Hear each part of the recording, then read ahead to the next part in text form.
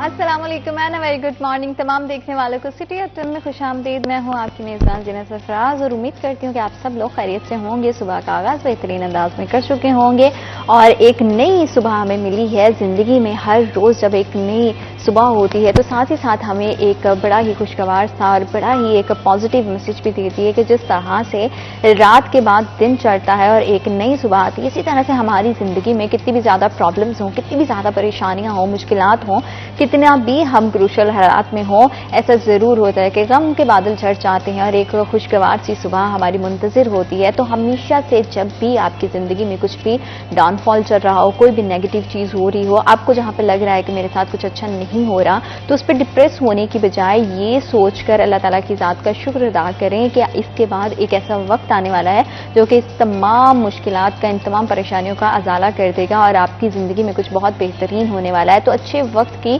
तलाश में और अच्छे वक्त के इंतजार में हमेशा रहना चाहिए और वो आपको जीने के लिए एक मोटिवेशन देता है, आपको आगे बढ़ने की हिम्मत देता है। हिम्मत हौसले से अगर हम अपनी जिंदगी में आगे बढ़ते चले जाते हैं तो हम जिस्मानी तौर पर तो खुद को मजबूत करते ही हैं, लेकिन जज्बाती तौर पर और अपने असाब को मजबूत करना बेहद जरूरी है। ये प्रैक्टिस के साथ होता है। कभी भी ऐसा नहीं होता कि कोई इंसान हमेशा से बहुत ही परफेक्ट और बहुत कोई मजबूत असाब का मालिक हो।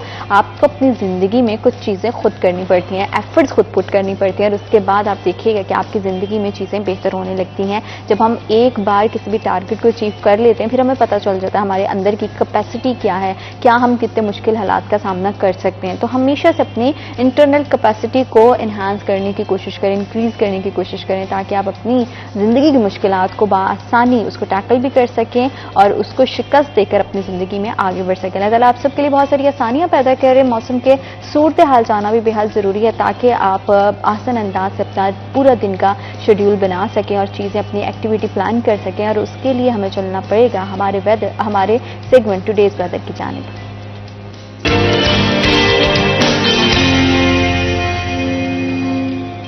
शहर फैसलाबाद के मौसम की बात करें तो आज ज्यादा से ज्यादा टेम्परेचर 35 डिग्री सेंटीग्रेड रहेगा और कम से कम टेम्परेचर 26 डिग्री सेंटीग्रेड रहेगा। सूरज पूरे आबोताब के साथ चमक रहा है, लेकिन सूरज ने अब पूरे शहर पर अपना कर्म किया है और थोड़ा सा गर्मी की शिद्दत में जो है वो कमी वाक़या हुई है, जिसके बायस हम देख रहे हैं कि सूरज तो पूरी आबोताब के साथ चमकता है, लेकिन उसमें वो गर्माइश नहीं है। अब पहले से मौसम कदरे बेहतर हो गया है, जिन्होंने शहरियों की जिंदगी पे भी जिसका बड़ा खुशगवार असर आया है। सुबह सवेरे अपनी कारोबारी एक्टिविटीज बड़ी अच्छे से उसका आगाज हो जाता है। बच्चे बड़े खिलखिलाते चेहरों के साथ स्कूल जाते हैं। हर बंदे के चेहरे पे एक ताजगी का एहसास होता है, क्योंकि मौसम ही है जो आपके दिन का सबसे पहले आपको वेलकम करता है और आप जब भी घर से बाहर निकलते हैं तो आपको एहसास होता है कि अच्छा आज मौसम अच्छा है। वैसे भी हम सब कहते हैं कि आज मौसम अच्छा, तो आज का दिन बड़ा अच्छा और सुहाना गुजर जाएगा।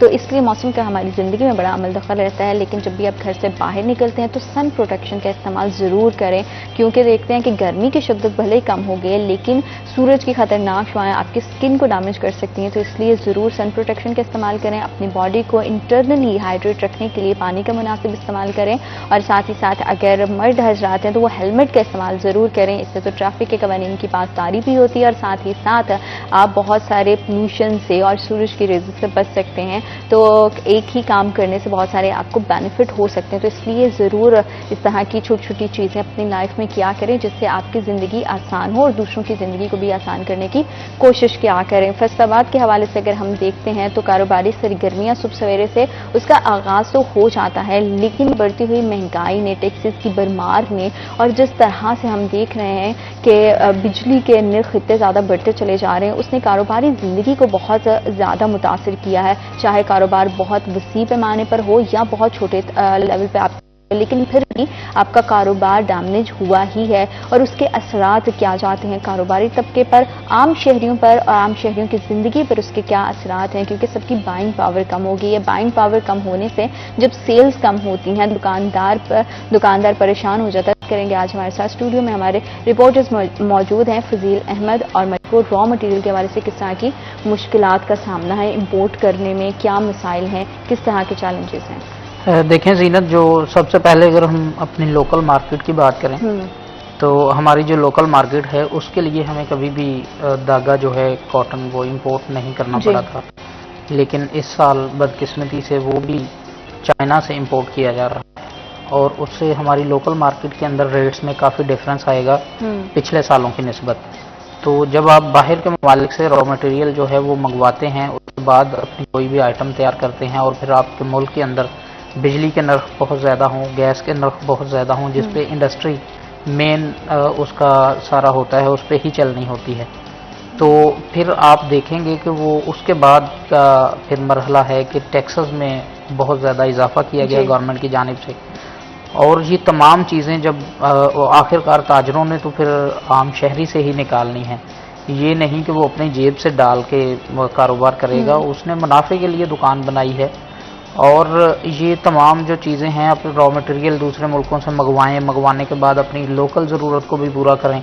उसके बाद हमारी एक्सपोर्ट इंडस्ट्री जो है उसके लिए तो हमेशा से जो रॉ मटेरियल है वो इंपोर्ट करना पड़ता है, उसके बाद फिर हम माल तैयार करते हैं तो दोबारा से एक्सपोर्ट करते हैं।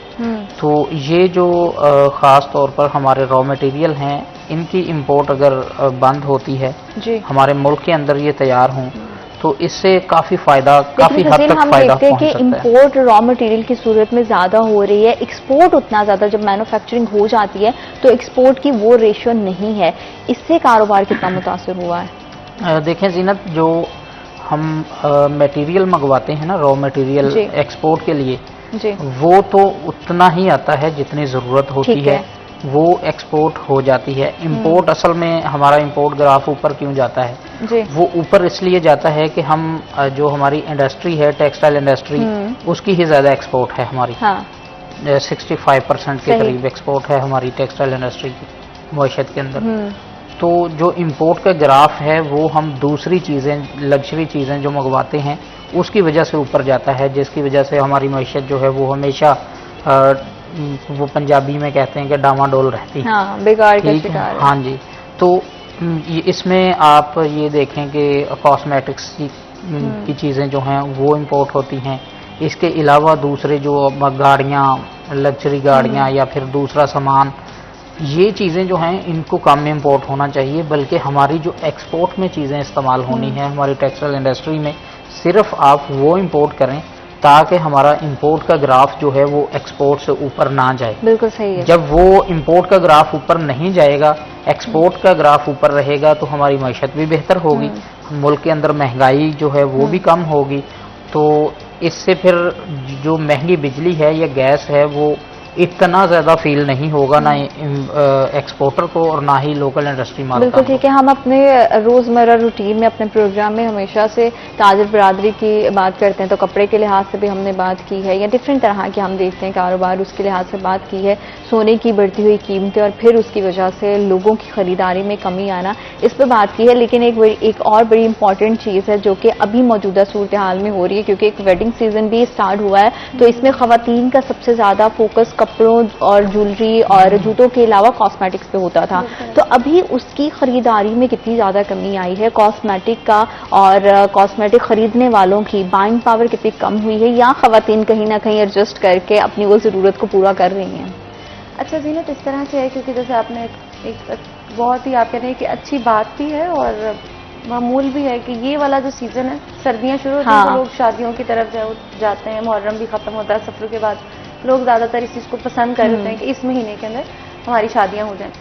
अब बाज़ारों के अंदर ये सूरत हाल नज़र आती है, ख़वातीन कुछ भी कर लें, बार्गेनिंग करके उन्होंने जो लोकल मार्केट में स्पेशली है उन्होंने वहाँ से अपनी खरीदारी करनी ही होती है, क्योंकि बार्गेनिंग तो ख़वातीन का एक हुनर होता है जो उनको बड़े अच्छे तरीके से आता है। वैसे भी उसके बगैर देखें तो खरीदारी नामुकम्मल होती है उनकी। लेकिन अगर हम सीरियस नोट पे बात करें तो रश हमें नजर आता है। ठीक है। रश अब किस तरह का है? रश की भी दो, एक तो वो रश होगा जो जाएगा और खरीद के ले आएगा, एक रश वो है जो सिर्फ चक्कर लगाएगा विंडो शॉपिंग के बाद वो वापस चला जाएगा, क्योंकि उनकी खरीदे फरोख्त इतनी है ही नहीं।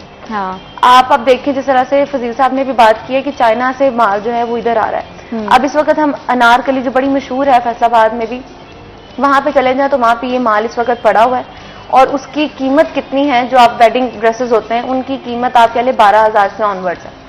अब अगर किसी मतवसत तबके ने शादी के लिए कोई ड्रेस लेना है तो बंदा नहीं ले सकता, अफोर्ड नहीं कर सकते ना, क्योंकि आपकी उतनी इनकम भी नहीं है, इनकम ही उसकी नहीं है। वो सोचेगी कि आज चलो मैं 12,000 का ले रही हूँ, उससे ज्यादा तो मैं अगर बहुत किसी और मार्केट में जाऊंगी, कोई सादा ले लूंगी तो चलो मेरे 12,000 में 3 से 4 जोड़े आ जाएंगे। ये वो लोग हैं जिनको है कि चलो यार गुजारा कर ले। हाँ, और तो एक इन आर्ट बाजारों की एक और भी बड़ी खूबसूरती ये है कि आपको डिफरेंट तरह के बाजारों से महंगी और सस्ती दोनों तरह की चीजें मिल जाती हैं।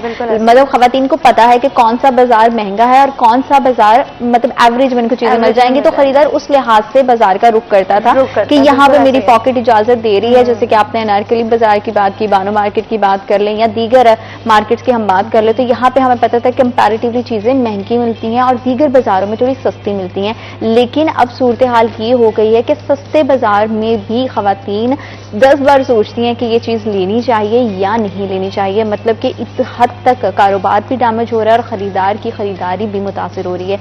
इसी हवाले से हम मजीद बात करेंगे वक्त और छोटी सी ब्रेक का। हमारे साथ रहिएगा, आप देख रहे हैं सिटी एट 10।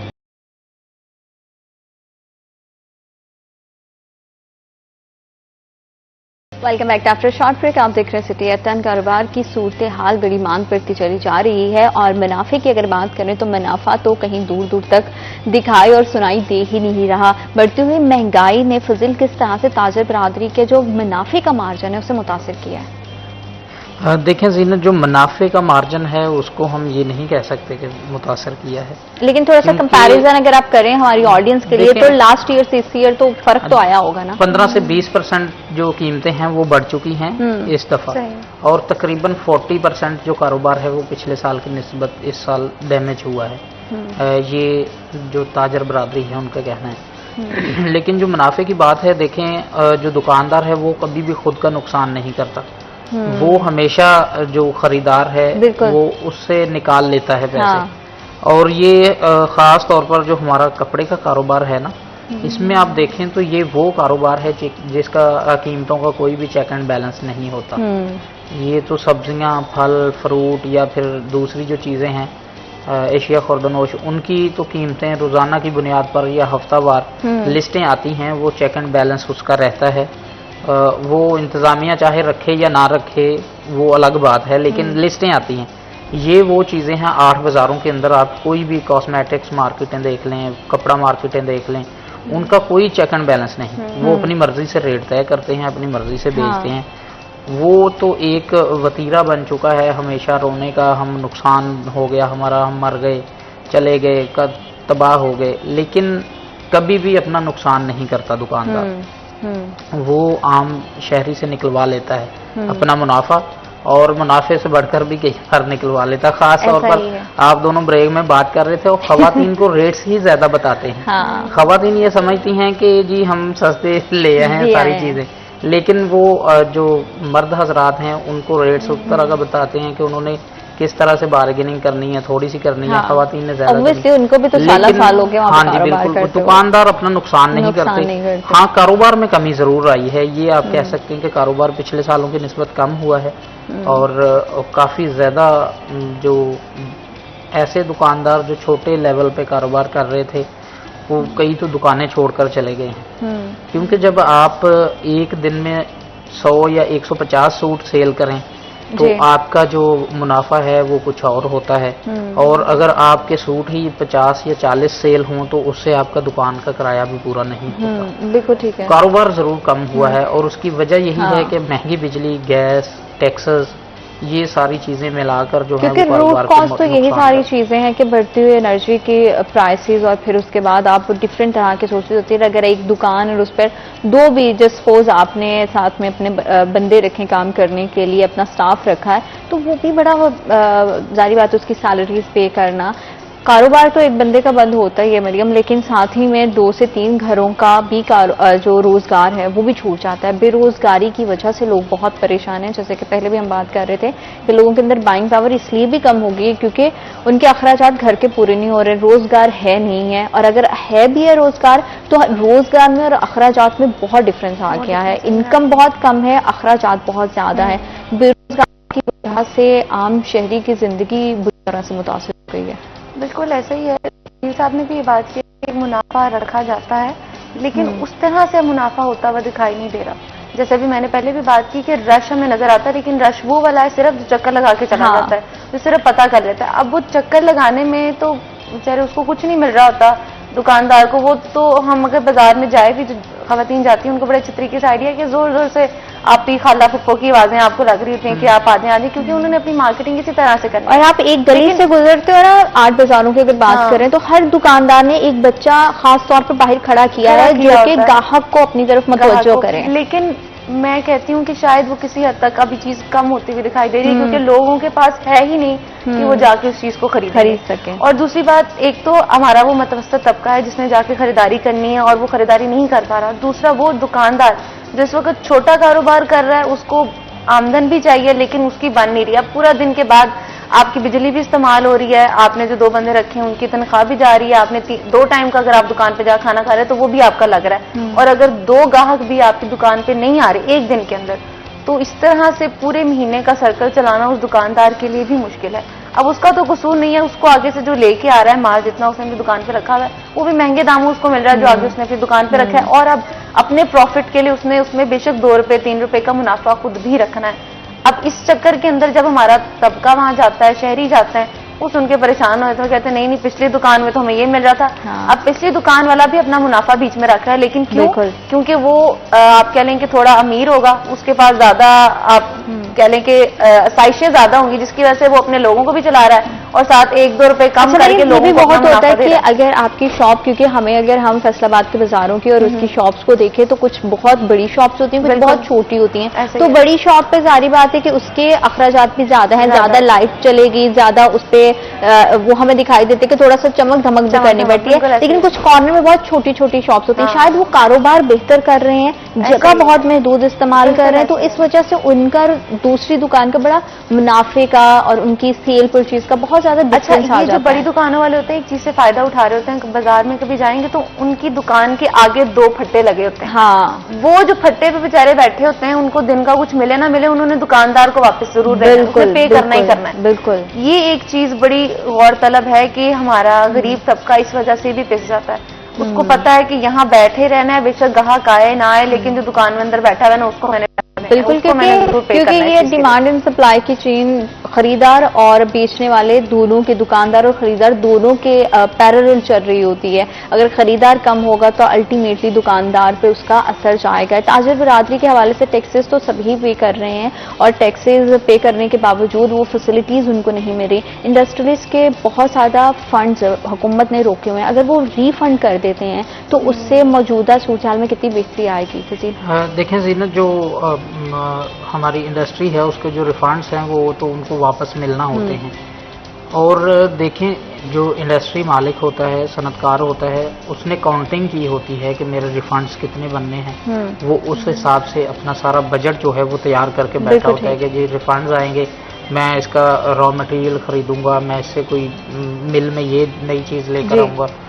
तो जब वो रिफंड्स गवर्नमेंट की जानिब से जल्दी नहीं दिए जाते तो वो उसकी सारी चेन जो है वो डिस्टर्ब होना शुरू हो जाती है, क्योंकि जो सनतकार हैं उन्होंने आखिर सरमाया जो है वो लगाया है, उसने मुनाफा भी लेना है, अपने खर्चे भी पूरे करने हैं।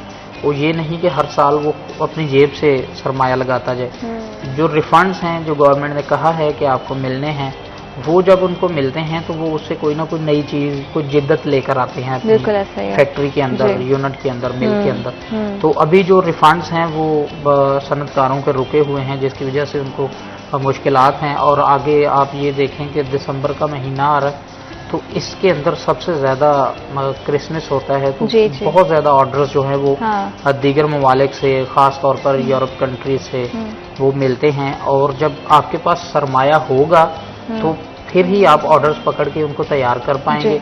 और अच्छा, इंटरनेशनल क्लाइंट की तो हम अभी फर्दर बात करेंगे, लेकिन लोकल क्लाइंट जैसे कि बाज़ारों की सूरत हाल हमने डिटेल में उसमें बात की कि बाज़ारों में उतनी ज़्यादा लोगों की बाइंग पावर नहीं। सारी बात है, जब आपका माल बिकेगा नहीं, आप पीछे मिल से, फैक्ट्रियों से माल नहीं उठाएंगे, तो लोकल कस्टमर कितना ज़्यादा मुतासर हुआ है। और यहाँ के ऑर्डर्स में अगर आप बता सके थोड़ा सा हमें उसमें कि कितना मुआवजा करके कितनी कमी आई है इस साल? देखें जीनत, जो लोकल इंडस्ट्री है उसके रिफंड्स नहीं होते, जो सिर्फ एक्सपोर्ट इंडस्ट्री के लिए रिफंड्स होते हैं, एक्सपोर्टर को रिफंड्स दिए जाते हैं और सेल्स टैक्स जो होता है। तो हमारी जो लोकल मार्केट है उसके अंदर ऑर्डर्स तो देखें दुकानदारों ने देने हैं, कपड़ा तैयार करवाना है इस उम्मीद के साथ कि बिकेगा, लेकिन हमारी लोकल इंडस्ट्री भी तकरीबन 60% बंद हो चुकी है। जो चल रही हैं वो भी शिफ्टों पे चल रही हैं। कि कभी बंद कर दी कभी चला दी।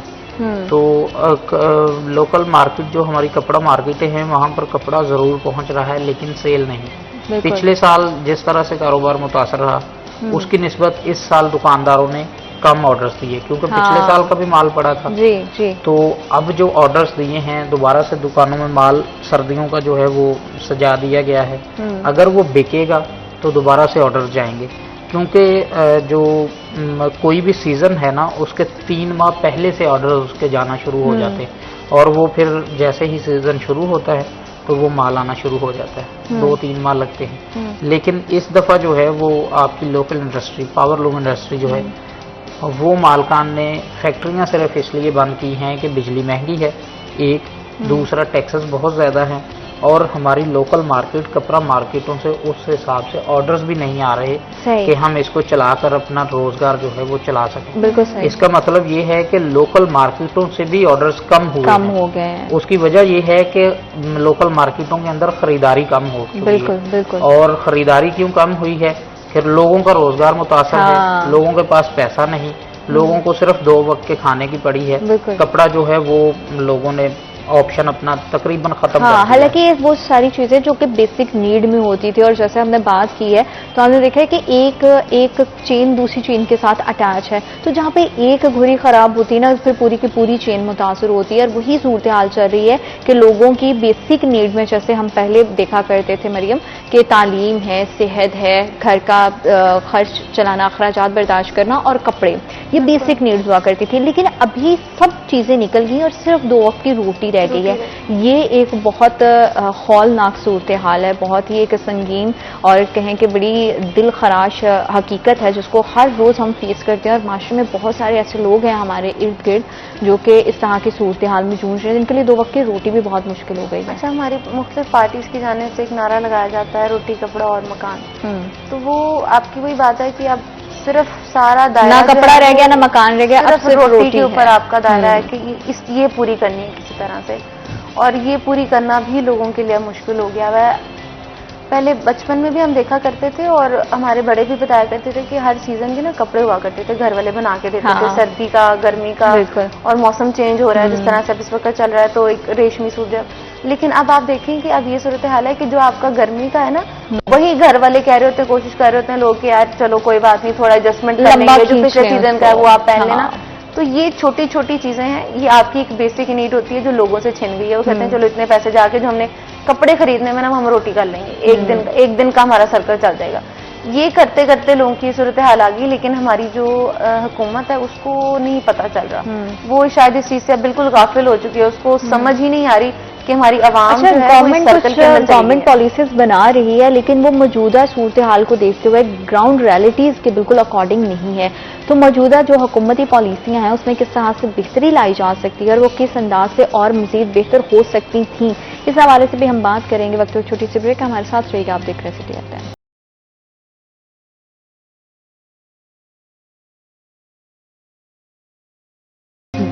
Welcome back after short break, आप देख रहे हैं सिटी एट 10 और कारोबार के हवाले से हुकूमती पॉलिसियां भी बहुत अहम किरदार अदा करती हैं, बल्कि हुकूमती पॉलिसियां ही हैं जो हमें एक रोड मैप देती हैं कि किस तरह से कारोबार को चलाना है। और उससे बिल्कुल भी फैसलाबाद के ताजर खुश दिखाई नहीं दे रहे क्योंकि उनको लगता है कि वो तमाम की तमाम पॉलिसीज उनके हक में नहीं है, उनके लिए फेवरेबल नहीं है, उसको मजीद बेहतर किया जा सकता था।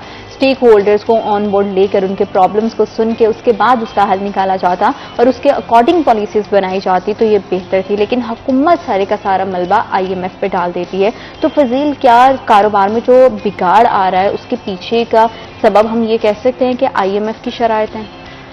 देखें जीनत, IMF की शराइत ना सिर्फ कारोबार बल्कि हमारी जो मईशत है उस पर भी असरअंदाज होती हैं और ये कसूर तो हमारी सियासी पार्टियों का होता है। आप ऐसे मुआहदे ही ना करें कि जिससे आपको पता हो कि आपकी मईशत जो है उसको नुकसान होगा, आपके मुल्क को नुकसान होगा, महंगाई के तूफान आएंगे।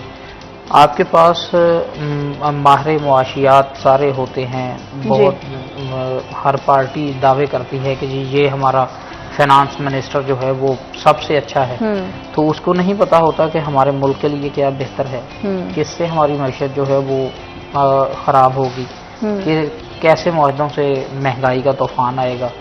तो तो ये चीज़ें जो हैं वो मद्देनज़र रखते हुए इनको मुआहदे करने चाहिए।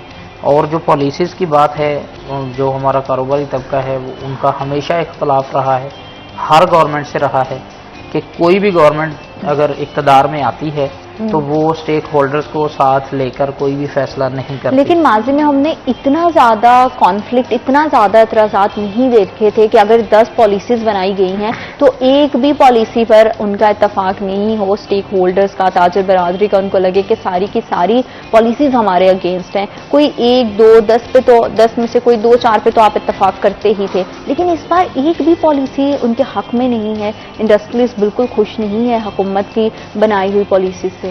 देखें जीनत, पहले ये होता था कि किसी न किसी सतह पे वो ताजर जो हैं, सनतकार जो हैं, वो जब खप डालते थे तो कहीं न कहीं चले 1-2 नुमाइंदगान उनके बैठाकर उनको बात जो है वो बताई जाती थी, उनकी सुन ली जाती थी। इस दफ़ा तो ये हुआ है कि आप यकीन करें कि इतना टाइम नहीं कि कोई अगर खुद चलकर भी चला जाए, जो हुकूमती नुमाइंदे हैं उनके पास, तो खुद चलकर जाने पर भी उसको सुना नहीं जाता, उसको मिला नहीं जाता।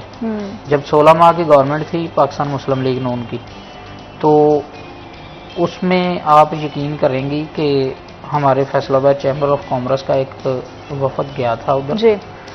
तो इसहाक डार साहब से मिलने उन्होंने 2 घंटे बिठा के रखा, 2 घंटे के बाद बाहर आए और आते ही चेयर लिफ्ट के अंदर चले गए। अच्छा। लिफ्ट के अंदर जाकर उन्होंने जो चैम्बर के लोग थे उनको कहा कि ये लिफ्ट जब तक ऊपर जानी है, जिस फ्लोर पे मैंने उतरना है, उस वक्त तक आपके पास टाइम है, जो भी बात है करनी है कर ले। वो तो 1 मिनट नहीं तो 1.5 मिनट का वो सफर होगा लिफ्ट का, इससे भी कम होता है, इससे भी कम होगा। हाँ। नहीं, अगर फर्ज करें हमने बहुत ऊपर वाले माले पे भी जाना है तो हाँ, तो 1 मिनट में तो वो आपको यही बताएगा, डर साहब मैं फलां बंदा हूँ, मेरा ये नाम है, मैं इधर से आया हूँ, तो वो कहेंगे हाँ जी चलें ठीक है आप आए हैं तो अब जाएं। ये हुआ था।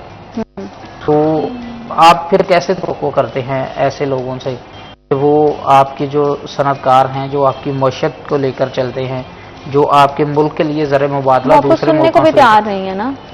तो जब आपको सुनने को तैयार नहीं कोई होगा तो आप अपने मसाइल का हल तो बहुत दूर की बात है। ये देखें फिर जीनत, अगर सुनेंगे नहीं आप तो उसका मसाइल का हल कहीं भी मुमकिन नहीं है, क्योंकि आप जब स्टेक होल्डर्स को साथ लेकर बैठेंगे, आप कुछ बातें अपनी मनवाएंगे, कुछ उनकी मानेंगे। हाँ। तो फिर आपके मसाइल हल होंगे। इसके अलावा कहीं भी ऐसे जो आजकल मसाइल चल रहे, आप ये देखें छोटे ताजरों के लिए एक टैक्स उन्होंने ताजर दोस्त स्कीम निकाली, अभी तक ये उस पे मुतमिन नहीं कर सके ताजरों को। और उसकी जो पूरी की पूरी लॉजिक दी जा रही है वो भी कहीं तसल्ली बख्श नहीं है कि हम कहें कि हमारा ताजर को हमने बहुत रिलीफ दे दिया है। अगर आर्ट बाजारों से और इस तरह के स्मॉल स्केल बिजनेस से बाहर निकल के रेहड़ी बानों की बात करें तो मरियम, उनका कारोबार कैसे मुतासिर हुआ है?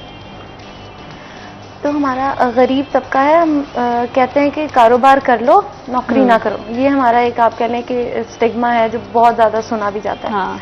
शायद ये एक बात एक हद तक ठीक भी है, लेकिन जैसे जैसे वक्त गुजर रहा है ना, तो लोगों ने इस चीज पे भी आमादा होना शुरू कर दिया है कि यार ठीक है छोटा मोटा कोई कारोबार कर लो लेकिन नौकरी ना छोड़ो, क्योंकि कारोबार का कोई रिस्क वैसे दोनों साइड पे है। नौकरी में आपको कोई पे भी मतलब इस चीज पे नहीं आप पे श्योरिटी है कि आज आप गए हो तो कल आप जाओगे, लेकिन जो कंपनी है आपको फायर कर देगी। और बिजनेस में नफा नुकसान दोनों आपका नफा नुकसान रहता है, लेकिन अब ज्यादा जो है नुकसान की तरफ ही हमारे कारोबार है। जिन्होंने छोटा कारोबार शुरू करना ना, क्योंकि आप एक बड़ा कारोबार तो वो शुरू करेंगे जिनके पास बहुत ज्यादा इन्वेस्टमेंट है। जो हमारा आम तबका है उसने छोटी सी इन्वेस्टमेंट पे करना है काम, और वो भी उसको यकीन नहीं है कि ये भी चलेगा भी कि नहीं चलेगा। हाँ। क्योंकि वही काम जो वो कर रहा है वही 10-5 दुकानें छोड़ के कोई छठा बंदा कर रहा होगा। तो ये जो एक आप कह लें कि स्टेबल चीजें नहीं नजर आती, उसकी वजह से भी आपको कारोबार जो है वो नजर कम। अच्छा, पहले भी ऐसा होता था कि एक ही लाइन है और उसी लाइन में एक ही तरह का कारोबार करने वाले 10 लोग बैठे हैं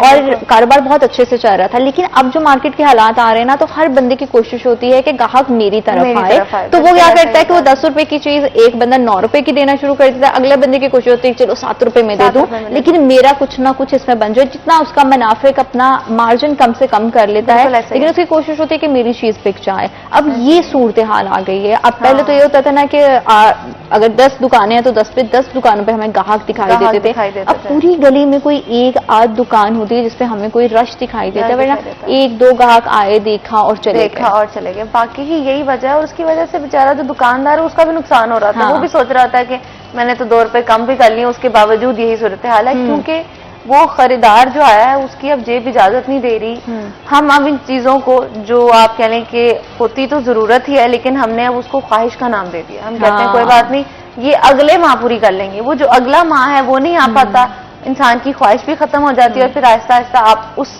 ख्वाहिश को खत्म करने के और जरूरत को खुद पूरी करने के आदी हो जाते हैं। तो ये एक बेसिक वजह है जिसकी वजह से महंगाई भी बढ़ रही है, और हमारी जो आम आवाम है वो कुछ कर भी नहीं पा रही। जो प्राइवेट है वहां पे उन लोगों को कुछ मिलता नहीं, और अगर गवर्नमेंट और अगर वो अपना कारोबार शुरू कर दे तो उनको अब भी कुछ आता हुआ हाथ में दिखाई नहीं दे रहा। इन्वेस्टमेंट इतनी ज्यादा हो जाती है।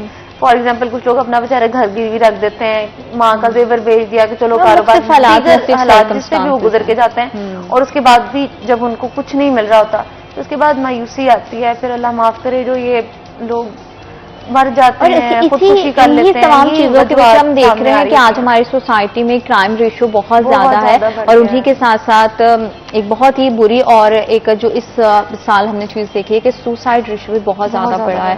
क्राइम रेशियो तो चलो एक बढ़ता ही है जराइम का ये होना, लेकिन खुदकुशी जैसे वाकयात तक सूरत हाल का पहुंच जाना ये बड़ा दिल खराश है। और हुकूमतों को इस पर सोचने की जरूरत है कि वो किस अंदाज से आवाम को फैसिलिटेट कर सकते हैं। वो आवाम जो टैक्स भी पे करती है, वो आवाम जो हर सूरत हाल में मुश्किल से मुश्किल हालात में भी किस तरह से वो अपने मुल्क को लेकर चलने की कोशिश करती है, मुल्क की खुशहाली चाहती है, हर तरह की कुर्बानी देने को भी तैयार है। लेकिन उसके बावजूद हम देखते हैं कि आवाम के लिए मुश्किलों के अंबार हैं, और वो मुश्किलें ख़त्म होने का नाम ही नहीं ले रही। और जिस तरह से हुकूमती पॉलिसियाँ हैं और बहुत ज़्यादा टैक्सेस की हमने देखा है कि फाइलर्स की तादाद बढ़ी है, वो कारोबार पर कैसे असरअंदाज हो रही है, इसी हवाले से हम बात करेंगे, लेकिन राइट आफ्टर दिस ब्रेक।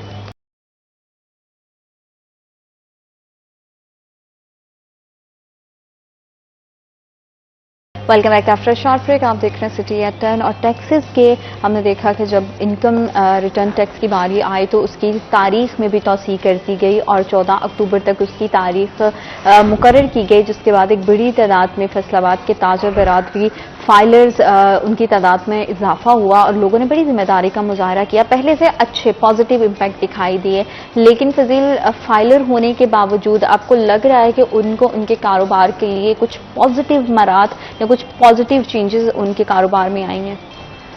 देखें ज़ीनत, फाइलर होना जो है वो एक अच्छी चीज़ है कि आप टैक्स नेट के अंदर रजिस्टर्ड हो जाते हैं, आपको बहुत सारी सहूलियात मिल जाती हैं। लेकिन फ़ायदा यही होता है कि आपने जो टैक्स ज़्यादा देने होते हैं, कोई भी जो ट्रांजैक्शन है उस पर, तो वो ट्रांजैक्शन पे आपको कम टैक्स लगता है। या कोई चीज़ ख़रीदनी है तो उसका अगर टैक्स फ़र्ज़ करें 5% था तो फाइलर ने 2% देना होता है। इसके अलावा जो हकूक़ हैं फाइलर्स के, टैक्स पेयर्स के, वो कभी भी नहीं पाकिस्तान के अंदर मिले किसी को भी। वो हमेशा से शिकवा रहा है, वो कारोबारी तबका हो या जो भी लोग हैं, कि जो दीगर ममालिक के अंदर जो टैक्स पेयर्स हैं, जो उनको सहूलियात दी जाती हैं, वो यहाँ पर नहीं दी जाती। तो ये हमारे जो गवर्नमेंट है या FPR है, उसको चाहिए कि वो लोगों को सहूलियात दें। हाँ। वो एक अपना पॉजिटिव रोल प्ले करें इस हवाले से कि जो लोग टैक्स नेट के अंदर नहीं आ रहे और वो भी टैक्स नेट के अंदर आए, कि जी अगर हम फाइलर होंगे तो हमें ये सहूलियात मिलेंगी।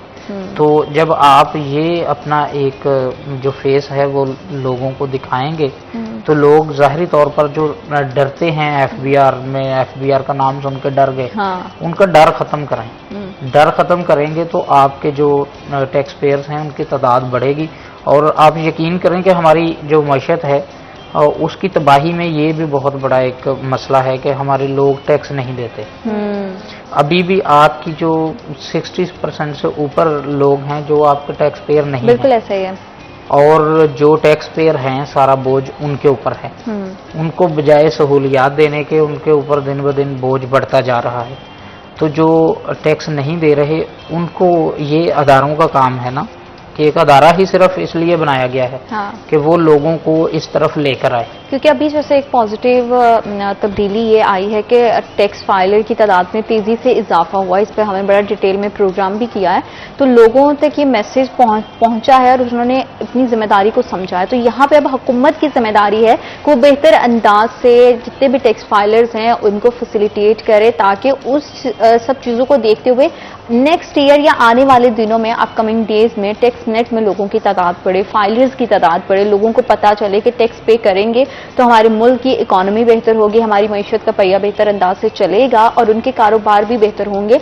लेकिन अनफॉर्चुनेटली फिलहाल एक पॉजिटिव साइन तो आया है, लेकिन मरीम उसके साथ ही हुकूमत बिल्कुल हर मामले में खामोश दिखाई दे रही है। टैक्स का बोझ तो लादे जा रही है, लेकिन उसके इवज आपको कोई सहूलत नहीं जब मिलती है तो ये फिर सिलसिला रुक जाता है और फिर ये पूरे का पूरा अल्टीमेटली ये टैक्स ना पे करने की वजह से लोगों की जिंदगियां तो मुतासर होती हैं, कारोबार मुतासर होते हैं, अल्टीमेटली पाकिस्तान मुतासर होता है। ये चीजें हुकूमत और पब्लिक दोनों को समझने की जरूरत है। बिल्कुल ऐसे ही जीनत हमारे पाकिस्तान में रूल्स बनाए जाते हैं, लॉज बनाए जाते हैं, लेकिन उनके ऊपर इम्प्लीमेंटेशन नहीं किया जाता। और वो सिर्फ हुकूमत की गलती नहीं होती, हम आवाम की भी होती है।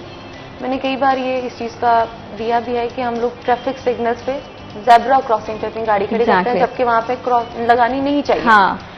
यानी कि हम खुद ही जो लॉ बना हुआ है उसके ऊपर इम्प्लीमेंटेशन नहीं कर रहे। उसी तरह से टैक्स देने की जब लॉ बनाया है कि आपने देना है, ये आप देंगे तो आपको सहूलत मिलेगी, तो हम उस पर भी इम्प्लीमेंट करने के लिए तैयार नहीं है। बहुत कम तादाद है जो टैक्स देती है और उसके बाद फिर हम अपनी हुकूमत से शिकवा करते हैं। जितनी भी हुकूमतें आके बदल चुकी हैं उनसे यही शिकवा किया जाता है कि अभी हमें तो कोई सहूलत मिलती नहीं। तो भाई आप जब खुद नहीं देंगे टैक्स तो फिर आपको सहूलत वापस कैसे नहीं मिलेगी? हाँ। ये एक चीज समझने की हमारी अपनी आवाम को जरूरत है। हुकूमत बिल्कुल गलत होती है, कई ऐसी चीजें जिन पर वो खामोश भी होती है। आपने कहा कि वो जब हम लोगों को सहूलत नहीं दे रही होती, लेकिन उसके पीछे एक हमारी आवाम की गलती होती है कि हम उनको टैक्स ही नहीं पे कर रहे होंगे, तो फिर आपको सहूलत आपकी वापस कैसे मिलेगी? और आप ये सोचो कि एक वो लिमिटेड सा मखसूस तबका जो टैक्स पे करता है और उस पर मजीद टैक्स का बोझ आए जा रहा है, तो ये हम सबकी एज सिटीजन रिस्पॉन्सिबिलिटी है। अभी हम सिर्फ फैसलाबाद की बात करें तो 1 करोड़ से ज्यादा आबादी वाले इस शहर में अगर चंद लाख लोग सिर्फ टैक्स देंगे और बाकी के बाकी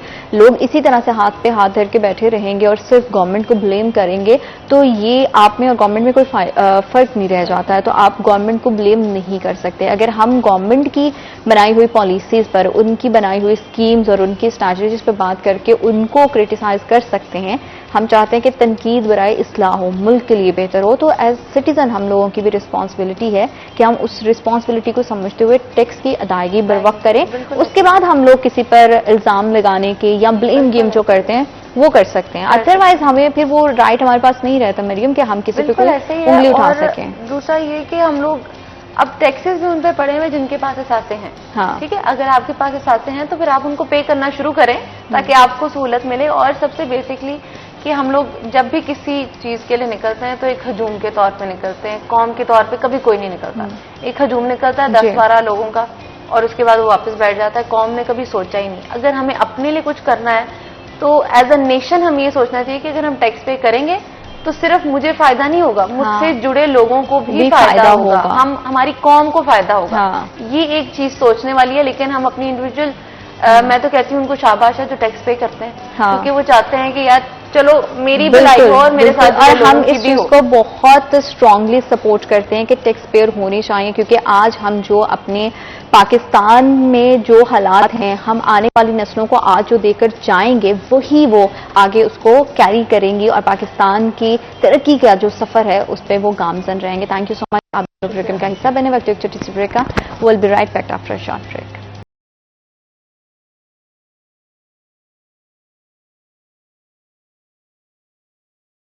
welcome back after short break. आप देख रहे हैं सिटी एट शहर फैसलाबाद में हम बात कर रहे थे कि किस तरह से महंगाई ने कारोबार को तो मुतासिर किया है और कारोबार मुतासिर होने की वजह से एक बड़ा अहम पहलू ये है कि क्राइम की रेशो में बहुत ज़्यादा इजाफा हो गया है। बढ़ते हुए जराइम यहाँ पे रहने वालों का जीना मुहाल कर रहे हैं, क्योंकि अब कोई गली मोहल्ला चौराहा बाजार ऐसा नहीं है जो जुर्म से पाक हो। वैसे भी किसी भी माशरे में जुर्म को जीरो करना तो पॉसिबल नहीं है, लेकिन उसकी शरह में कमी लाई जा सकती है। लेकिन मौजूदा सूरत हाल में पाकिस्तान में और पंजाब भर में हम देख रहे हैं कि जिस तरह से महंगाई की लहर है, बेरोजगारी का सामना करना पड़ा है, शहरी मजबूरन भी जुर्म करने पर मजबूर हो चुके हैं, लेकिन इसका कोई जवाज नहीं है।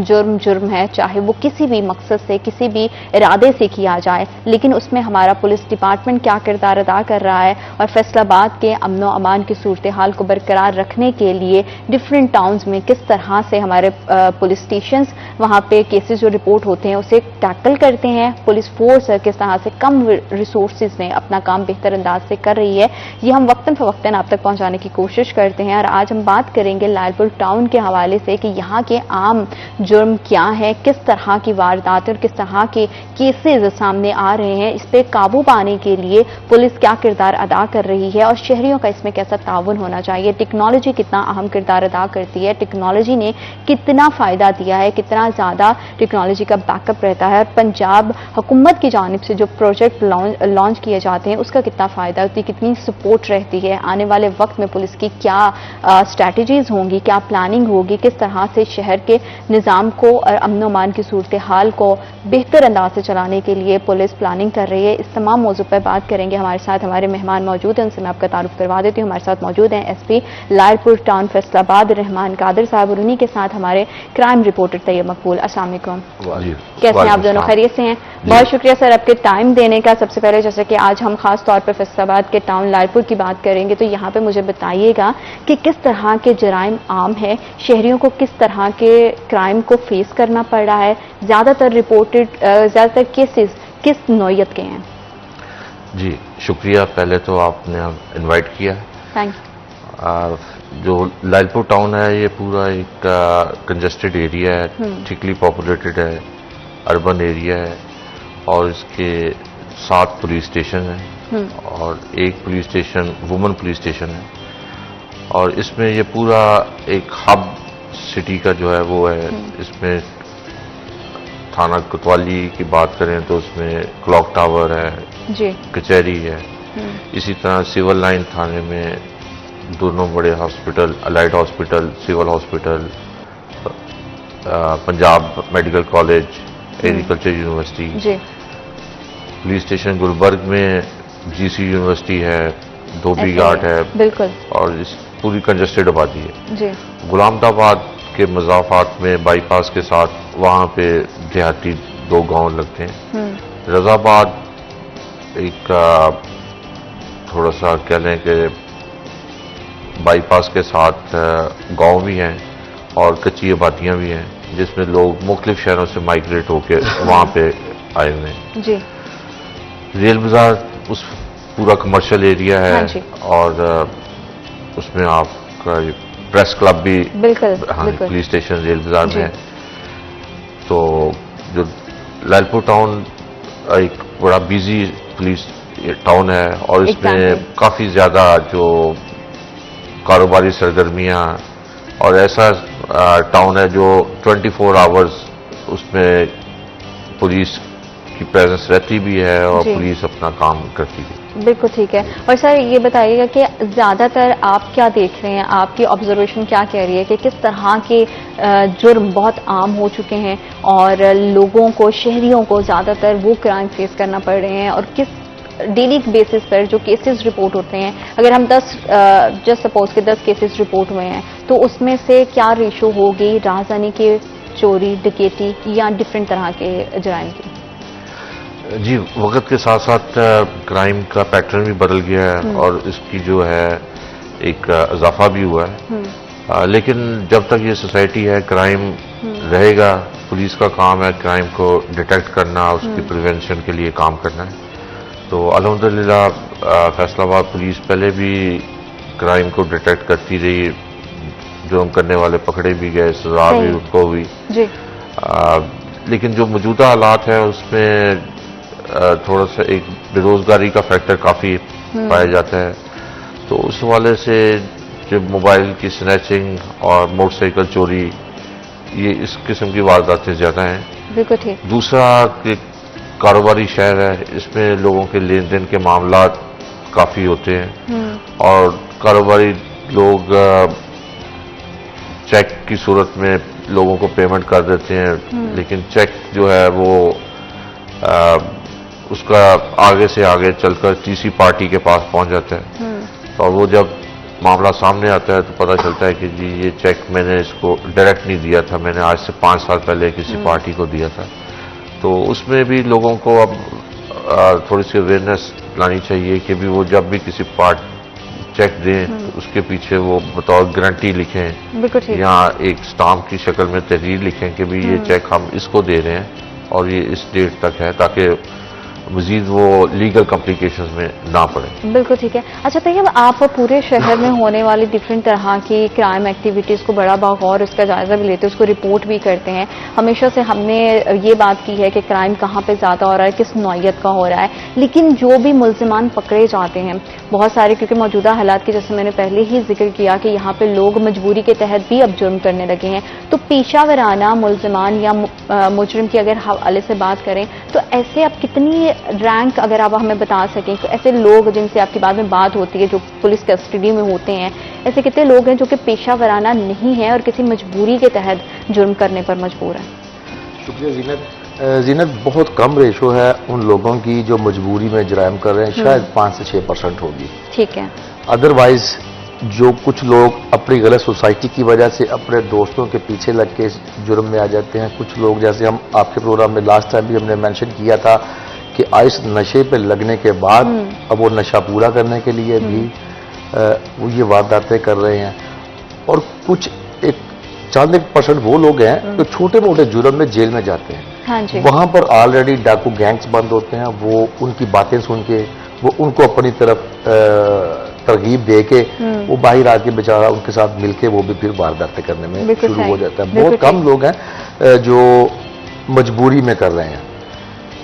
ये पेशेवराना लोग वारदातें करना छोड़ते नहीं हैं। अभी 2 भाइयों का मुकाबला हुआ था थाना बटाला कॉलोनी के इलाके में, एक एक्सपायर हो गया, एक अभी हीनियस इंजर्ड है। वो दोनों भाई 2022 में भी गिरफ्तार हुए थे। उसके बाद उन पर मुकदमा दर्ज हुए, जेल भी गए, वापस आए, कुछ अर्सा घर छोड़ा रहा।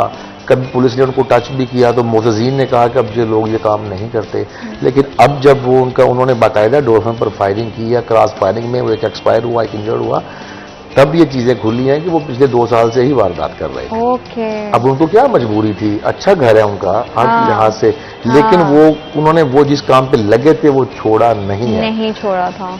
ऐसी कम रेशो उन लोगों की भी है, वो थोड़ी जो किसी वजह से इस फील्ड में आगे स्नैचिंग करना शुरू कर दी, लेकिन एक बार पकड़े के बाद में तौबा कर ली।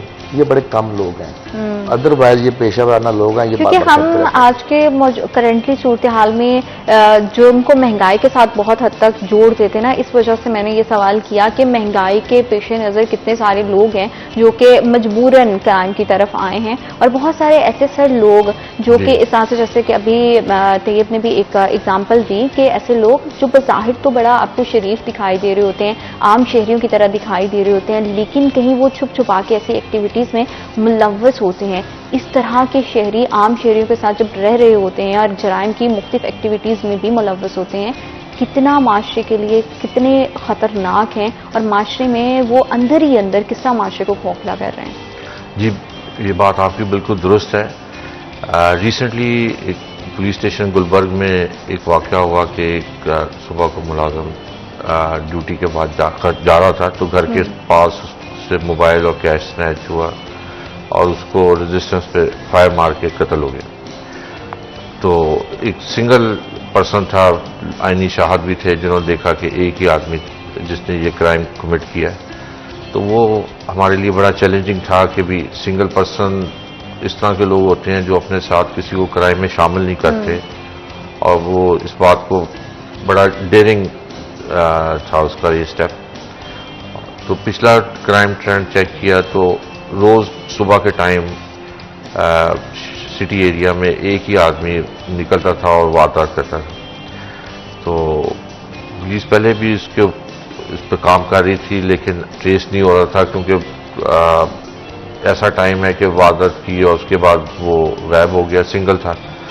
तो पुलिस ने जब बैक ट्रैक किया तो तकरीबन 50 कैमरे चेक किए तो वो ये नरवाला रोड पे थाना रजाबाद के इलाके में विद फैमिली रह रहा था। और जब उसको पकड़ा, उसको इंटेरोगेट किया, तो मैंने उससे 2-3 सवाल किए कि भी आप सुबह को उठते हैं तो क्या आपके ज़हन में होता है? तो उसने कहा कि जी मैं रात को जल्दी सो जाता था और सुबह को मैं उठ के तो 1-2 मोबाइल स्नैच करने, फिर वापस आके मैंने दोबारा फैमिली के साथ बैठ के नाश्ता करना और फिर अपने काम पे चले जाना। अपने काम पे मतलब वो साथ में कोई रेगुलर जॉब भी कर रहे थे? उसके अलावा भी वो ओके। तो वो उसने उसको एक्स्ट्रा मनी के तौर पे उसकी फैमिली को भी नहीं पता था। तो यानी कि इस तरह का ट्रेंड इस नौयत के शहर भर में जुर्म हो रहे हैं कि लोगों ने अपनी साइड इनकम, इसको बोल सकते हैं, एक्स्ट्रा इनकम जनरेट करने के लिए जुर्म का रास्ता अपना लिया। सर, लालपुर टाउन में जिस तरह से हमने पहले भी मेंशन किया कि मुख्तलिफ तरह की मुख्तलिफ नौयत की जुर्म की सरगर्मियां हो रही हैं, उसको उस पर काबू पाने के लिए, उससे निमटने के लिए पुलिस डिपार्टमेंट क्या कर रहा है? जी, CPO फैसलाबाद DIG कामरान अब्दुल साहब की हिदायत पे एक तो पेट्रोलिंग प्लान दोबारा सरनौ तश्कील दिया गया, जिसमें जो मोटरसाइकिल स्क्वाड थे उनको एक्टिव किया गया। डॉल्फिन स्क्वाड जो था वो पहले 2 शिफ्ट्स में काम कर रहा था, उसको नाइट शिफ्ट पे भी किया गया। जो एलीट की गाड़ियां ऑफ ड्यूटी करके लाइन में मौजूद होती थी, उनको दोबारा उसमें नफरी को एडजस्टमेंट करके सिटी एरिया में मुख्तलिफ मकामात पे पेट्रोलिंग एडजस्ट किया। और जो नाइट पेट्रोलिंग में जो भी सीनियर ऑफिसर्स होते हैं, जिस तरह हर टाउन में एक DSP, रात को पूरे डिस्ट्रिक्ट में एक SP, तो उसको बड़ा स्पेसिफिक टास्क दिया गया कि भी उसने हर सूरत रात को मोबाइल्स को चेक करना है। इसी तरह जो चाइनीज लालपुर टाउन में वो भी रहायश पजीर हैं, ठीक है, तो उनका भी SOP बनी हुई है कि वो कहाँ रहायश रखेंगे, और आमदोरफ्त में जब जाएंगे तो पुलिस को इत्तला देंगे, साथ पुलिस जाएगी। तो चीज़ों को जो है वो सारा एक तो डॉक्यूमेंट्री किया गया और दूसरा उसके ऊपर चेक एंड बैलेंस, ताकि हर आदमी अपनी अपनी ड्यूटी को बेहतर अंदाज से कर सके, क्योंकि हमने देखा है कि ड्यूटीज को तो बढ़ा दिया गया है और बेहतर अंदाज से पुलिस की कारकर्दगी भी शहरियों के लिए हो, इस चीज को भी मेक श्योर किया जा रहा है। लेकिन वसाइल क्या बड़े हैं या उसकी कोई उम्मीद है या नहीं, इसी हवाले से मजीद बात करेंगे, लेकिन राइट आफ्टर दिस ब्रेक।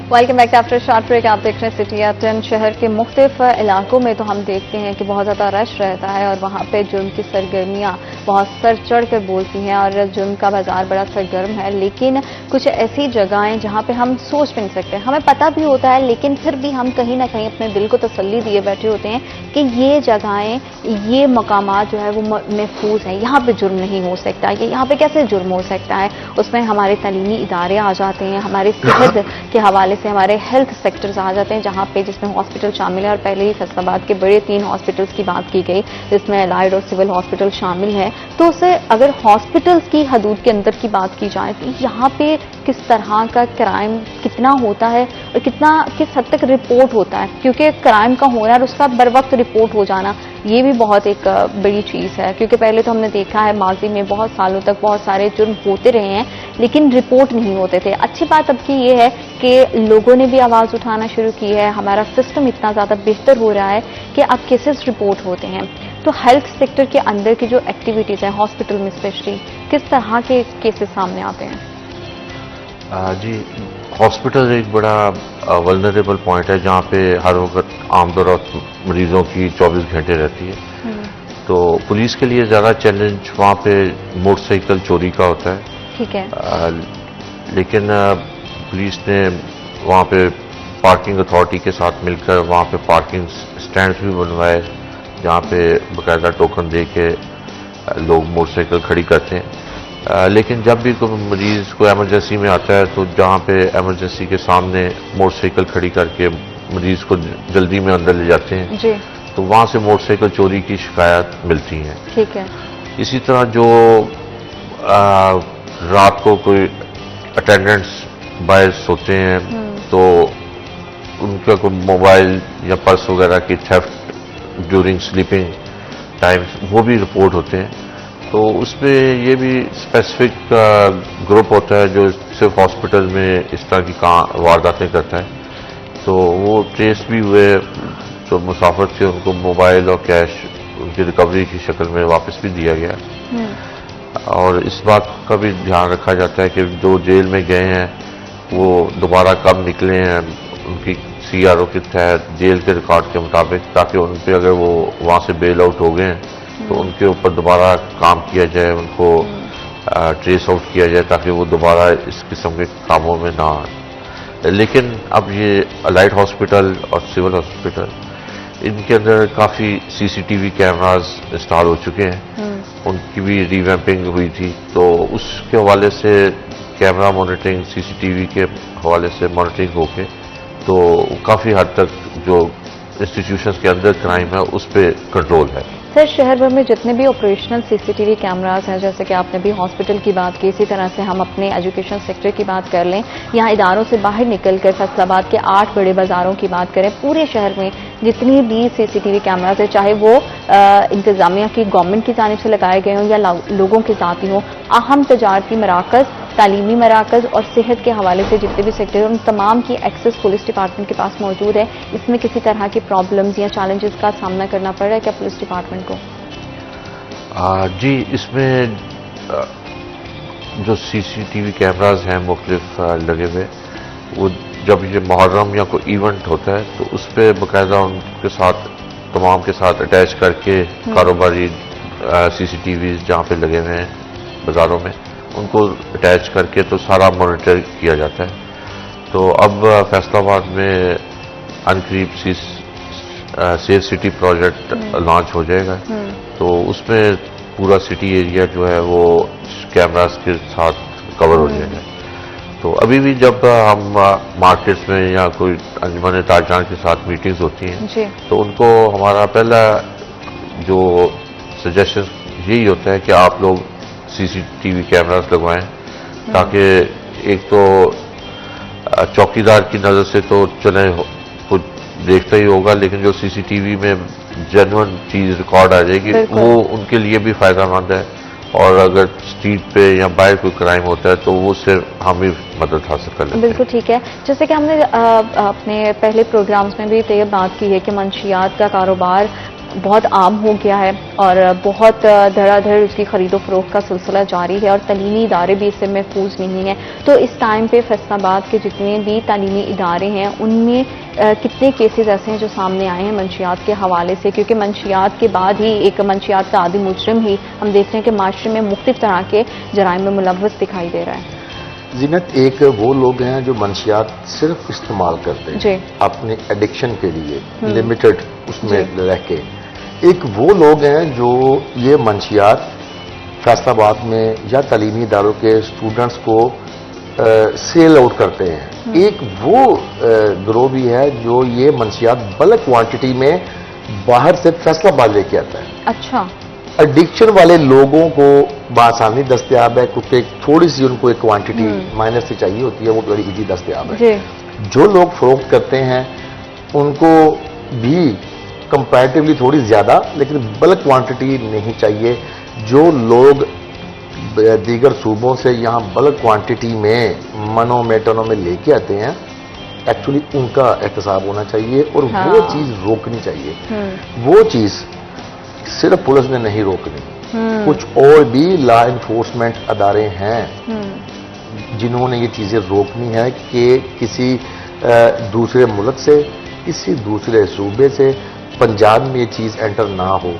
अब देखिए, अगर आप ये चीज रोक लें, अब मंशियात की, नारकोटिक्स की तरसील रोक लें, आपको यहाँ पर दस्तयाब नहीं होगी, लोग इस चीज को छोड़ना शुरू कर देंगे। लेकिन जब इजी एक्सेस है तो फिर लोग उसको इस्तेमाल अच्छा, कर इसका रहे हैं। बड़ा इंपॉर्टेंट सवाल है सर, उसमें मैं आपका भी जरूर पॉइंट ऑफ व्यू लेना चाहूंगी जी। कि जैसे तरसलात के हवाले से हमने मंशियात की बात की है, मोटरवे पुलिस इसमें क्यों नहीं हमारे पुलिस डिपार्टमेंट के साथ मिलकर इस पे कार्रवाई करती, क्योंकि मोटरवे के थ्रू ही हम देखते हैं कि आराम से आप किसी भी चीज़ को एक जगह से दूसरी जगह लेकर आते हैं, नकलो हमल का पूरा एक भरपूर अमल जारी रहता है, और उसमें बज़ाहिर अगर वहाँ पे कोई वायलेंस नहीं हुआ है तो मोटरवे पुलिस आपको नहीं रोकेगी, नहीं पूछेगी कि आप जो चीज़ लेकर जा रहे हैं, जो माल लेकर जा रहे हैं, आपके वैन के अंदर क्या है या आपके ट्रक के अंदर क्या है।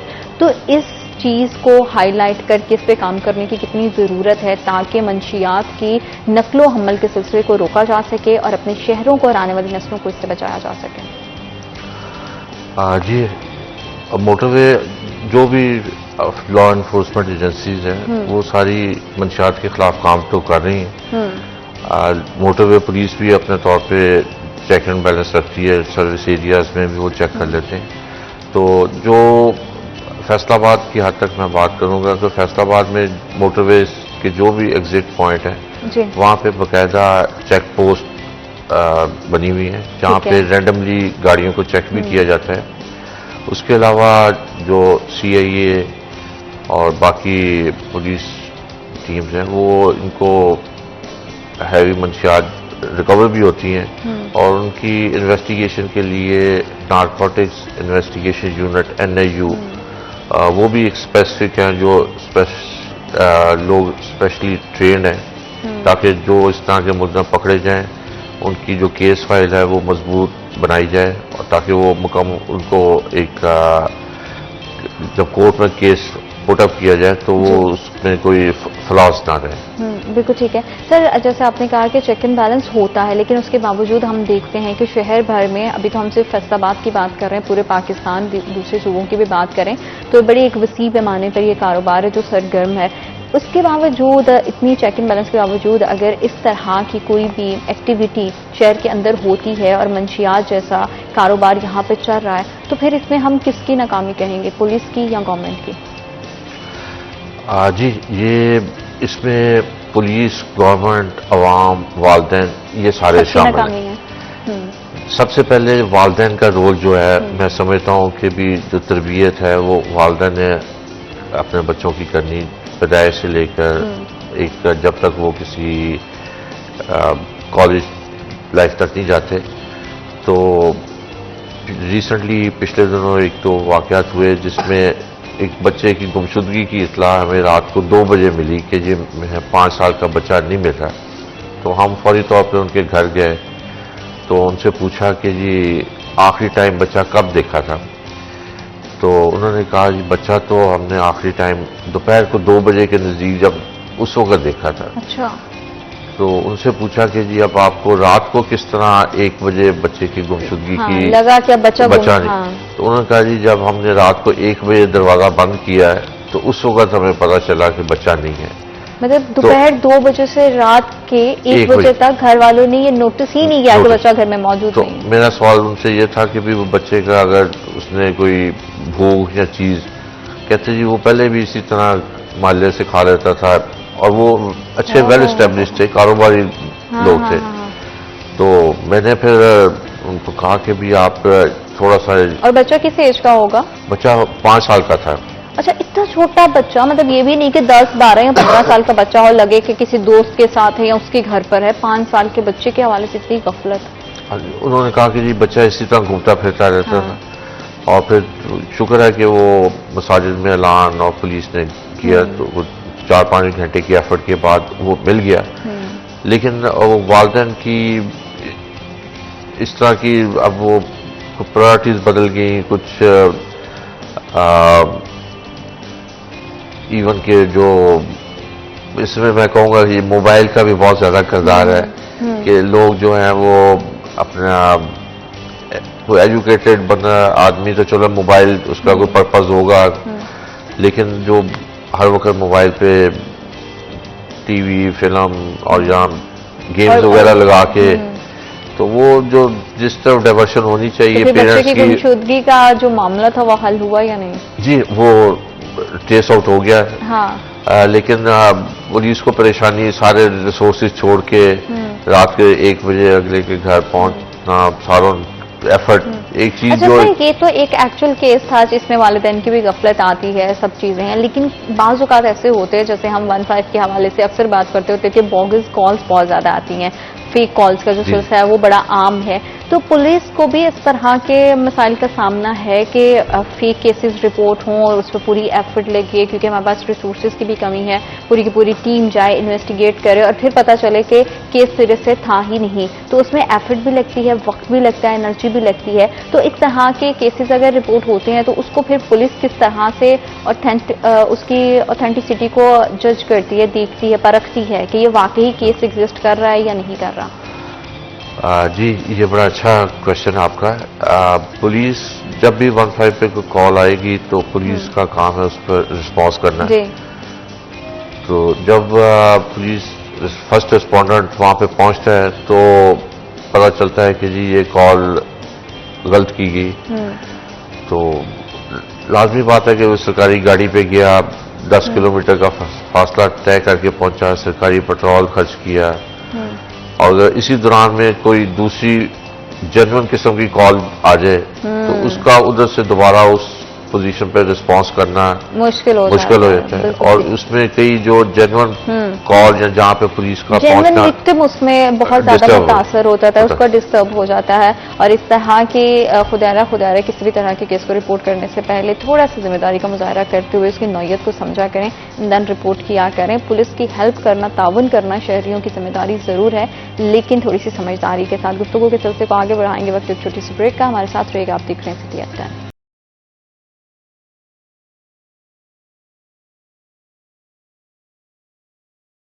Welcome back after short break. आप देख रहे हैं सिटी एट 10 और लायरपुर टाउन के हवाले से अगर बात करें तो आजकल के दौर में हम ये नहीं कह सकते कि जुर्म करने वाला सिर्फ मर्द है, खवातीन की तादाद भी बहुत हद तक बढ़ चुकी है, बच्चे भी बहुत मुख्तलिफ तरह की एक्टिविटीज़ में मुलव्वस होते हैं। तो तैयब अगर हम लायरपुर टाउन की बात करें तो यहाँ पे जितने भी जुर्म वाक़या होते हैं उसमें ज़्यादातर खवातीन की तादाद है या मर्द हजरात की, और अगर रेशो है तो कितना कितना है दोनों का? ज्यादातर तो मर्दों को ही विक्टिमाइज किया जाता है, खवातीन के साथ भी जराइम वहाँ रिपोर्ट होते हैं। उसके लिए इन्होंने अब वुमेन पुलिस स्टेशन को बहुत ज़्यादा उसमें इनोवेशन की है। वहाँ पे एक शेल्टर होम बनाया गया है। अगर कोई रात के वक्त कोई विक्टिम खातून है, उसको उसके घर वाले, उसके ससुराल वाले घर से निकाल देते हैं, या रात चलते उसके साथ कोई ऐसा मिसहैप हो जाता है, तो उस वक्त वो क्या घर जाएगी? वहाँ शेल्टर होम में बेहतरीन वहाँ कमरा रूम तैयार किया गया है, वहाँ पे उसको रखा जाता है, घर वाला माहौल है, खाना पीना भी वहाँ पे दिया जाता है। और इन्होंने सबसे बड़ी बात, जुर्म हुआ, उसका मुकदमा दर्ज हुआ, मुलजमान ट्रेस आउट हुए, मोस्टली ससुराल के तशद्दुद के, टॉर्चर के केसेस आते हैं, हस्बैंड की जानब से आते हैं, उनका पर्चा देना बड़ा आसान है। लेकिन इस टाउन में जो सबसे अच्छी बात हो रही है, थाना वुमेन में हो रही है और रिमांड कादर साहब की सरबराही में हो रही है, कम्युनिटी पुलिसिंग बहुत ज्यादा है। मैंने देखा है बहुत सारे मियां बीवी की सुलह करवाई गई है कि अगर ये मुकदमा दर्ज हो जाता है उसके बाद फिर आपकी रिकंसिलिएशन का चांस खत्म हो जाएगा। कोई मर्द उस बीवी को नहीं रखेगा जिसने उसके खिलाफ मुकदमा दर्ज करवाया होगा। इन्होंने कम्युनिटी पुलिसिंग करके बहुत सारी फैमिलीज की रिकंसिलिएशन करवाई है। बड़े अच्छी खवातीन अपने घरों में रह रही हैं, तो खवातीन के साथ जराइम रिपोर्ट होते हैं। यहाँ पे स्नैचिंग तो है, ओवरऑल पूरे फैसलाबाद में है, सोशल क्राइम और फिनेंशियल क्राइम यहाँ पे मैं कह लूँगा ज्यादा है। आठ बाजार हैं, कारोबारी लेन देन है, वहाँ पे चेक के मसाइल, पेमेंट मेरी दी मैंने वापस नहीं कर रहा, वो अमानत में खाना मेजरमेंट, उसके भी मामलात हैं। उसी के साथ साथ चूंकि जिला कचहरी वहाँ पर मौजूद है, जितनी भी प्रॉपर्टी का लेन देन और प्लस प्रॉपर्टी की रजिस्ट्रेशन किसी के नाम से उसके नाम पे करवाने, सारा वो जिला कचहरी में होता है। इस तरह के डॉक्यूमेंट, फेक डॉक्यूमेंट पे जी इन्होंने मेरी ज़मीन अपने नाम करवा ली, मुझे फेक स्टाम्प दे दिया, इस तरह के मामले थाना कोतवाली में बहुत ज्यादा है। जो फाइनेंशियल क्राइम है वो थाना रेलबाजार के इलाके में ज्यादा है। जो स्ट्रीट क्राइम है इनके थाना गुलाम मोहम्मदाबाद के इलाके में भी ज्यादा है, कंपैरेटिवली थोड़ा कम गुलबर्ग में भी है, फैसलाबाद में बैलेंस है, लड़ाई झगड़े भी हैं, सारा कुछ है। तो लेकिन फैसलाबाद में कोई भी बड़ा इवेंट हो उसकी गैदरिंग घंटाघर चौक में होती है। सबसे ज्यादा रिस्पॉन्सिबिलिटी एसपी लालपुर टाउन पे आयद होती है। उस वक्त 12 रबीउल अव्वल का जो जुलूस है वो भी उधर ही उसका मरकज है, और मुहर्रम हराम में जितने भी बड़े जुलूसी, छोटे बड़े बल्कि कह लें, उन्होंने वहां पे आना है।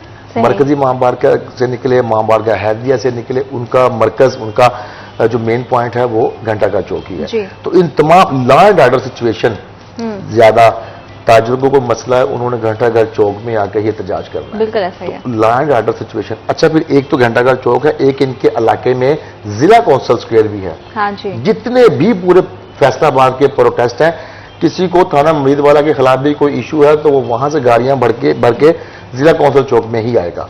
तो उसका हम तो अक्सर मजाक में आपस में बात करते हैं कि उसका नाम ही एहतजाज चौक, प्रोटेस्ट स्क्वायर रख देना चाहिए। वो भी इन्होंने टैकल करना है। हसास अदारों के दफातर भी इनके टाउन में मौजूद हैं।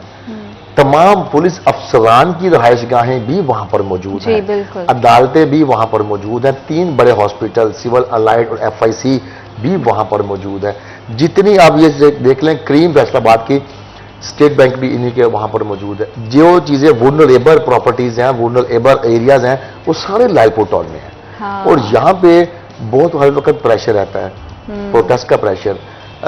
आप देखें, सुबह सुबह VIP मूवमेंट कह लें, अफसरान ने अपने ऑफिस को निकलना होता है, जजेस ने आना जाना होता है, उनकी फैमिली ने स्कूल हर जगह मूव करना है। तो जराइम रोकने के साथ साथ इस किस्म की मूवमेंट को सिक्योर करना, ये भी इन पर बहुत बड़ी जिम्मेदारी है। और जो बात मैं हर प्रोग्राम में कहता हूं कि जितनी रिस्पॉन्सिबिलिटी है कंपैरेटिवली नफरी है ही नहीं। बिल्कुल, वसाइल तो बहुत कम है और बहुत महदूद वसाइल के साथ पुलिस डिपार्टमेंट सर्व करने की कोशिश कर रहा है। और SP साहब के हवाले से एक खास बात और पे बता दूं कि UN पीस कीपिंग मिशन होता है और पूरी दुनिया अवेयर है उससे कि इसमें अमन मिशन के हवाले से पाकिस्तान से बहुत सारे ऑफिसर्स जाते हैं और वहाँ जाकर 2 साल के लिए सर्व करते हैं। और रहमान साहब वहाँ पे 4 बार जा चुके हैं। तो सर थोड़ा सा अगर आपका यहाँ पे भी है, प्रेशर तो हर सिचुएशन में होता है, तो प्रेशर को टैकल करना तो आई एम श्योर कि आपकी जब से सर्विस चल रही है आपको बड़े अच्छे से आ गया होगा।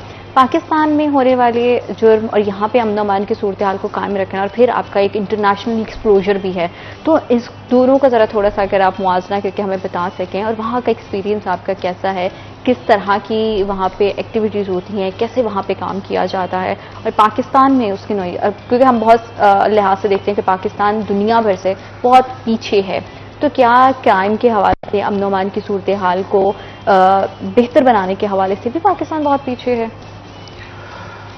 जी, मैंने 4 दफ़ा UN मिशन पे गया। तो 2003 में मैं पहली दफ़ा United nation mission in Kosovo वहाँ पे गया। तो वहाँ पे टेम्परेचर सर्दियों में काफ़ी सीवियर हो जाता है और -35 तक टेम्परेचर गया है। तो लेकिन वहाँ पे उस हवाले से सहूलियात, गाड़ियों की पेट्रोलिंग की उन्होंने अपने हिसाब से मौसम के हवाले से मैनेज की हुई है। जब मैं सूडान में गया तो ये बिल्कुल उसके ऑपोजिट टेम्परेचर मौसम था, और वहाँ पे एक वक्त ऐसा भी आया कि भी 52 डिग्री सेंटीग्रेड टेम्परेचर हुआ। अच्छा। और लेकिन अल्लाह ताला ने इंसान को हर तरह के मौसम और चीज़ों के हिसाब से बंदा एडजस्ट हो जाता है। तो वहाँ पे भी लोग रह रहे थे और हम भी वहाँ पे रहे। बाद में फिर एक mission, United mission in Darfur वो किया, फिर एक United nation mission in east Taimur Australia के पास था, वहाँ पे जाने का इत्तेफाक हुआ। तो अल्हम्दुलिल्लाह पाकिस्तान एक बड़ा अल्लाह ताला की खास नेमतों से नवाजा गया मुल्क है, और इसमें हर तरह का मौसम भी है, हर तरह का फल भी है, और लोग बहुत मेहनती भी हैं। बस थोड़ा सा इनको एक ट्रैक पे, एक लाइन पे लगाने की जरूरत है, जिस पे मेहनत, जो भी मेहनत करे अल्लाह ताला उसको उसका फल जरूर देता है। बिल्कुल इसी तरह से है। क्राइम हर कंट्री में सेम पैटर्न, सेम चीजें। क्राइम को कंट्रोल करने के लिए जहां पे गवर्नमेंट, पुलिस डिपार्टमेंट, कानून नाफिज करने वाले इदारे अपनी सर्विसेज प्रोवाइड कर रहे होते हैं, तो वहीं पे सिटीजन की भी बड़ी रिस्पांसिबिलिटी होती है। तो दोनों किस तरह से मिलकर सोसाइटी को जुर्म से पाक कर सकते हैं, इसी हवाले से मजीद बात करेंगे, लेकिन right after this break.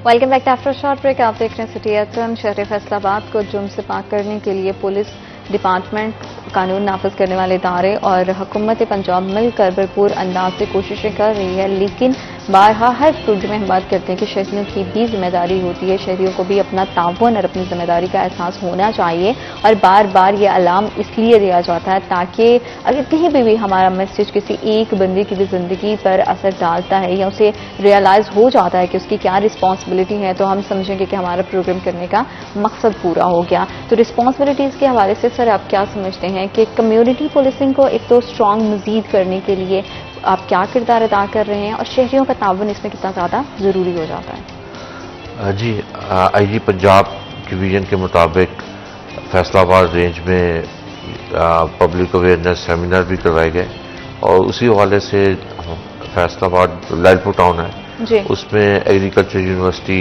GC university, वहाँ पे सेमिनार्स